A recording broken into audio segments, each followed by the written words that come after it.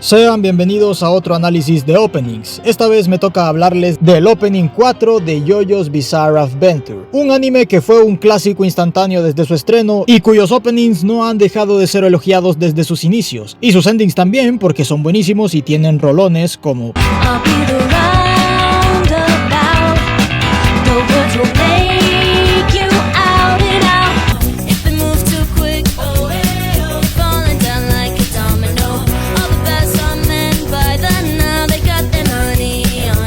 Me encantaría analizarlos todos del tirón, pero quiero centrarme por los momentos solo en este opening 4 que desde mi perspectiva es el mejor opening de toda la historia de JoJo's. Y esas son palabras mayores porque quienes se han visto los openings saben que todos son buenísimos y que buscando entre ellos solo encontraremos más diamantes y oro. Y este opening con todos los honores me parece un justo portador del título al mejor de la serie. Y claro, uno de los mejores de la historia del anime, sin miedo a equivocarme. O al menos para mí y los que he visto. Me encantan hacer estos videos de análisis de opening y espero hacer más a futuro porque hay mucho de donde agarrar con series que me encantan y otras que no tanto, pero que tienen openings buenísimos y espero que les guste tanto como a mí. Ya sin más intro, comencemos con el análisis. El opening comienza con un plano en lo que parece ser el interior de un reloj. Vemos engranes funcionando y rodando, mientras que se sobreponen imágenes de Dio con los Joestar, mientras un péndulo hace las transiciones. Por derecha los Joestar y en la izquierda Dio. Vemos desde Jonathan y Dio adolescentes hasta Joseph anciano y Dio con el cuerpo de Jonathan. Y a los últimos que vemos son a Yotaro de perfil viendo hacia Dio, mientras que este responde con su rostro tapado por su mano y una vista amenazante. Solo en los primeros 15 segundos se dijo demasiado. Se usó el reloj como símbolo del tiempo porque es un elemento presente en la serie tanto para los conflictos externos de los personajes como también para los internos. Tienen que enfrentar a Dio, quien tiene el poder de manipular el tiempo congelándolo, lo que les dificulta toda la batalla final, pero también el tiempo hace referencia a cómo Dio es una plaga que ha ido torturando el linaje de los Joestars desde hace muchos años. Cada generación se ha tenido que enfrentar a él y ahora su Joestar más joven tiene que seguir ese legado. Y me llama la atención cómo los Joestars siempre parecen estar debajo de Dio, o Dio parece que siempre los ve desde arriba. Jonathan primero, sin abarcar tanto plano, viendo al frente, es contrastado por un Dio viéndolo de reojo con desdén, con una mirada que apunta hacia abajo como si lo viera de una posición elevada, aunque realmente ni uno está más alto que el otro, es más la perspectiva de Dio. Luego la figura de Dio se impone más cuando llega Joseph, que en su juventud nunca le hizo frente, pero ya en su vejez lo ve intimidado y es ahí donde más se nota la superioridad de Dio, dándoles la espalda casi como alardeando del cuerpo de Jonathan, mostrándoles la estrella que brilla mucho más de ese color morado que muestra Dio en el último plano, con esa misma mirada de reojo que le daba a Jonathan, pero ahora a Yotaro, quien le responde de igual a igual. Solo estos primeros 15 segundos establecen el tono hacia la batalla final. El plano continúa hacia el desierto donde encuentra a todo el grupo de los Crusaders, pero aquí se mantiene el elemento del péndulo, siempre haciéndole énfasis en lo importante que es el tiempo por la urgencia de los 50 días de salvar a Holly. Pero aquí me encanta porque no sale el péndulo directamente, sino que se hace con el movimiento de la cámara. Tal vez no se logre distinguir mucho por tantos elementos que hay en la pantalla, pero si nos concentramos solo en el movimiento de la cámara, podemos ver cómo va haciendo paneos de derecha a izquierda, simulando el péndulo. Me costó verlo la primera vez, pero es más visible en los primeros segundos con Yotaro y Joseph porque hay menos cosas en pantalla y tarde o temprano se puede distinguir. Si nos fijamos hasta ahora, la dirección ha optado por un solo plano para contar toda la secuencia. Desde el Dolly In en el inicio, donde se acerca lentamente al centro del reloj, pasamos al desierto con una cámara con mucho más movimiento y un montaje interno frenético con todos los poderes de los Crusaders y demás. Ahora pasamos a este plano general de ellos en las escaleras dentro del laberinto de Kenny G, con las sombras de los stands de los dioses egipcios parpadeando en el orden en que fueron enfrentados. Y pueden ver que el elemento del péndulo se sigue manteniendo ahora con esta luz, y la presión del tiempo sigue presente con los engranes gigantes en las esquinas del plano. Y hey, hablando del plano, es un planazo.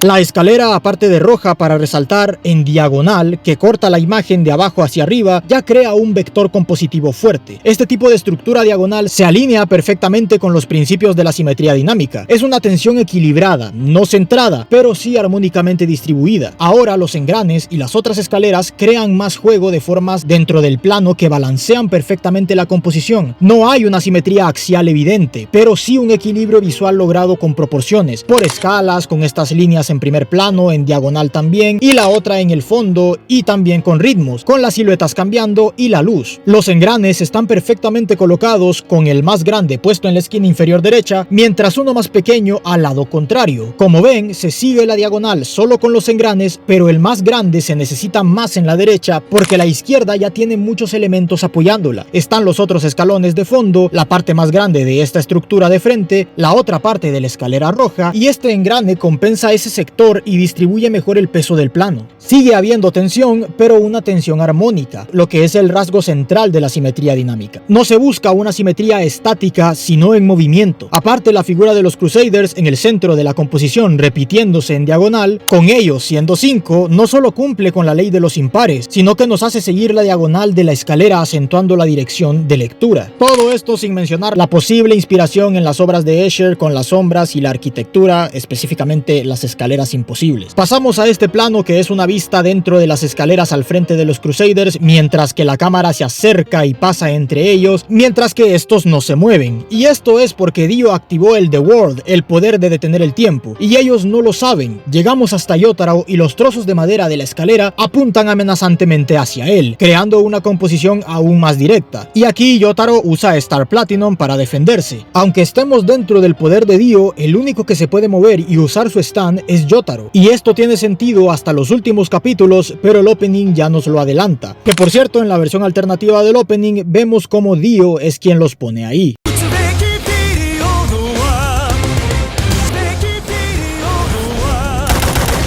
Luego viene este plano de Londres oscureciéndose mientras los Crusaders ven cómo Dio se mueve por la ciudad. Ahora este plano de Abdol viendo cómo Iggy y Polnareff suben las escaleras y parece que quiere advertirles. En la primera versión este plano es tal cual así, pero en la segunda de fondo aparece Dio. Aquí con Kakyoin en la primera versión solo aparece él con varias líneas que lo encierran, que pueden ser los hilos de su stand, pero en la alternativa vemos cómo al final aparece Dio, contándonos el destino de Kakyoin. Ahora aparece Joseph y en la primera versión solo aparece un objeto punzante a la altura de su cuello, por lo que pasa con el cuchillo. Pero en la versión alternativa que habla de los capítulos finales aparece solo la mano de Dio cuando le drena su sangre y lo deja casi muerto, y Yotaro lo salva transfiriéndole su sangre. Por último, Yotaro, quien se ve de nuevo amenazado, pero en la versión alternativa se alcanza a ver a Star Platinum salvándolo de nuevo. Aparece una estrella fugaz que se transforma en todos los Crusaders y sus stands, la estrella fugaz o la estrella misma siendo un símbolo en toda la temporada. Primero la estrella fugaz sola, con todos los Crusaders unidos por un objetivo, pero también su destino está fragmentado. Luego este plano es el clímax visual de Yotaro ascendiendo para enfrentar a Dio, tanto literal subiendo el último escalón de su mansión, como metafóricamente por ser el enfrentamiento final. Yotaro ataca con Star Platinum y rompe un cristal. En la primera versión no pasa nada, pero en la alternativa es donde la magia de este opening ocurre, porque cuando da el golpe, Dio detiene el tiempo y se mueve de frente a la espalda de Yotaro para no recibir el golpe.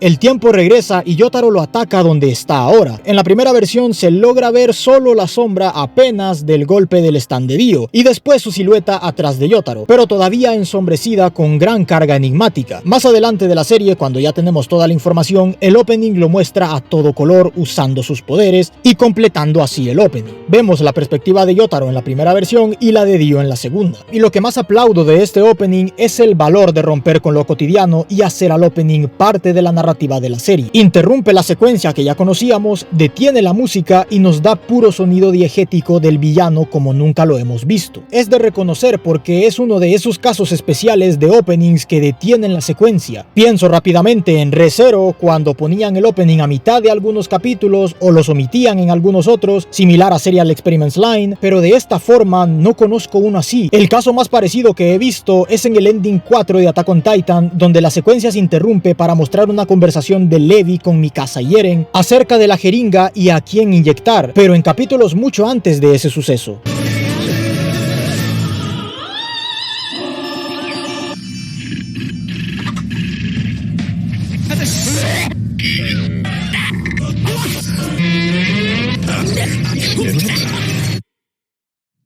pero en openings así como Yoyos, pues solo el mismo Yoyos lo ha hecho, ya sea con este opening, o en Golden Wind con Diavolo, o en Diamond is Unbreakable con Kira. En la primera versión del opening solo se muestra a Yotaro dando golpes, pero en la segunda ya se muestra a Dio y se hace un plano más amplio mostrando a los dos peleando. Por último, el título de la serie se petrifica y se disuelve con la salida del sol al fondo, como lo hace Dio al final de la serie cuando ya lo vencieron, dando a entender así que el conflicto principal de la serie terminará con un nuevo amanecer que marcará una nueva etapa fuera del ciclo de tortura de Dio en el linaje de los Joestar. Así termina el que considero el mejor opening de Yoyos Bizarre Adventure. Este opening entiende todo lo que un opening bueno debería tener. Tiene una relectura profunda, con cambios y aportes nuevos con el pasar de los capítulos, respeta los tiempos, funciona en su propia unidad narrativa, cuenta mucho con pocos planos, utiliza el color, la angulación, el movimiento de cámara y la música para formar su propia historia. Nos adelantan cosas que pasan más adelante en la serie de manera sutil. El montaje métrico siempre toma prioridad, utilizando el movimiento externo e interno en los planos. Las transiciones son magníficas, con cortes invisibles o sobreposición de imagen. El péndulo haciendo los cortes de un plano a otro también es un añadido que aporta mucho. El planazo de la escalera está mejor compuesto que la fotografía entera de The Legend of Galactic Heroes, y hasta las letras del título de la serie se utilizan para contar algo. La versión alternativa, aunque no era obligatoria, la hicieron para aportar esa relectura y dar la sensación de avance en la historia, con ese plus de detener el tiempo e interrumpir toda la secuencia que conocíamos antes, dándole ese toque más único. Una completa maravilla, una obra maestra de opening como todos los de Yoyos, pero este para mí se lleva el primer puesto. Dirección de 10, simbolismo de 10, montaje de 10, que sería lo mismo que dirección, pero fotografía hermosa, relectura y tantas cosas buenas que se pueden decir que no termino nunca. Este sí es un opening hecho con ganas. Yoyos sí entiende la importancia de los openings y los trata con respeto y cariño, no como otras series, ¿verdad? Code Geass.